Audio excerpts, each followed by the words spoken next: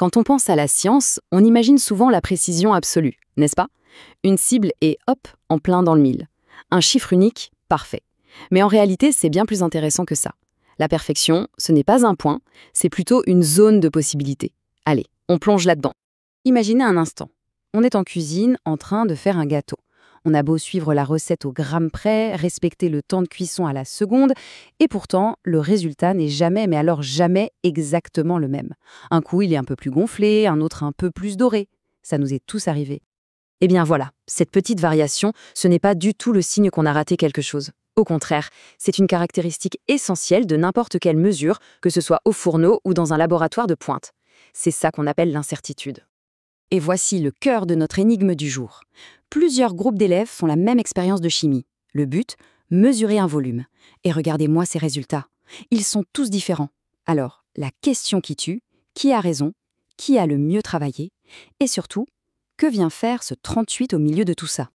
Pour résoudre ce mystère, il va falloir se transformer en détective. On va mener l'enquête et chercher les responsables de ces différences. Passons en revue les suspects habituels. Et nos suspects, on peut les classer en 3 grandes familles. D'abord, il y a l'humain, celui ou celle qui fait la manip. Ensuite, les outils eux-mêmes, le matériel de mesure. Et enfin, un suspect plus discret mais tout aussi important, l'environnement du labo. Commençons par le facteur humain. Dans l'expérience, le moment clé, c'est de voir la solution changer de couleur. Mais est-ce que 2 personnes perçoivent ce changement exactement au même instant, à la goutte près? Évidemment que non.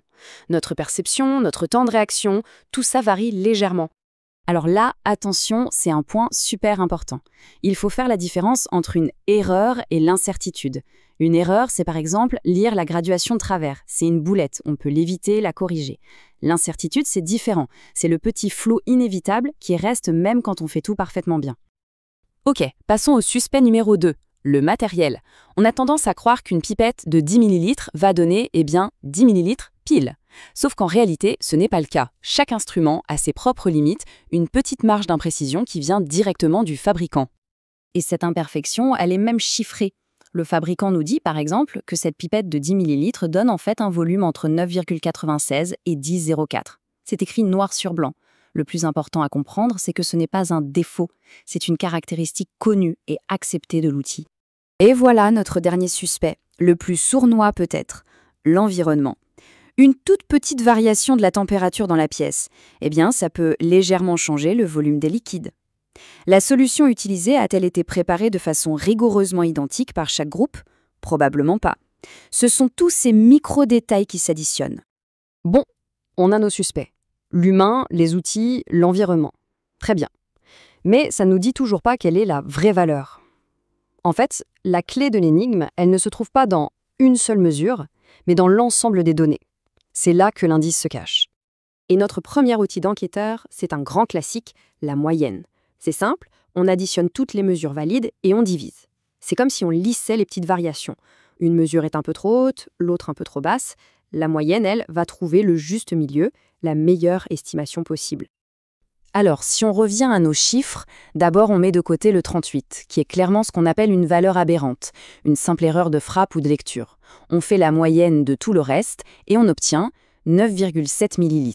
Voilà notre meilleur candidat pour la vraie réponse. Mais avoir la moyenne, ça ne suffit pas. Il faut aussi savoir si toutes les mesures sont bien regroupées autour ou si au contraire, elles partent un peu dans tous les sens. Et pour mesurer ça, on a un deuxième outil, l'écart-type. Il nous donne un chiffre pour décrire cette dispersion. Pour nos données, cet écart-type est de 1,1 ml. C'est tout simplement une façon de quantifier à quel point les résultats des différents groupes étaient variables. Et cette information, croyez-moi, elle est tout aussi cruciale que la moyenne elle-même. Et tout ça illustre parfaitement une règle d'or en science. Puisqu'on ne peut jamais être parfait, la meilleure stratégie est de répéter les mesures encore et encore. En calculant la moyenne de toutes ces répétitions, on se rapproche le plus possible de la vérité. Parfait. On a maintenant nos 2 pièces du puzzle. La moyenne, qui est notre meilleure estimation, et l'écart-type, qui mesure la dispersion. Avec ces 2 infos, on peut enfin définir non pas un chiffre, mais une zone de vérité. Ce qu'on appelle un intervalle de confiance. Comment ça marche? En fait, c'est très logique. On prend notre meilleure estimation, 9,7 ml. Ensuite, grâce à l'écart-type et au nombre de mesures, on calcule une marge d'incertitude statistique. Et enfin, on applique cette marge autour de la moyenne pour définir une fourchette, un intervalle. Et le voilà, notre résultat final. Avec un niveau de confiance de 95%, on peut dire que la vraie valeur se trouve quelque part entre 8,8 et 10,6 millilitres. La conclusion de l'expérience, ce n'est pas un chiffre, mais bien une plage de valeurs. Armé de cette zone de vérité, on peut enfin revenir à notre question de départ et rendre le verdict. Alors au final, quel groupe a eu raison? Regardons à nouveau le tableau.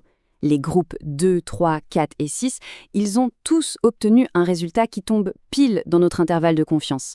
Leurs mesures, même si elles sont toutes différentes, sont donc toutes considérées comme statistiquement valides. Le verdict est donc qu'il n'y a pas un seul gagnant, mais bien 4. La réussite en sciences, ce n'est pas de trouver le chiffre théorique parfait. C'est de réaliser une mesure soignée qui se situe à l'intérieur de l'intervalle d'incertitude qu'on a calculé. Alors si on résume. Premièrement, toute mesure est incertaine. C'est un fait. Deuxièmement, la moyenne est notre meilleur guide pour s'approcher de la vérité.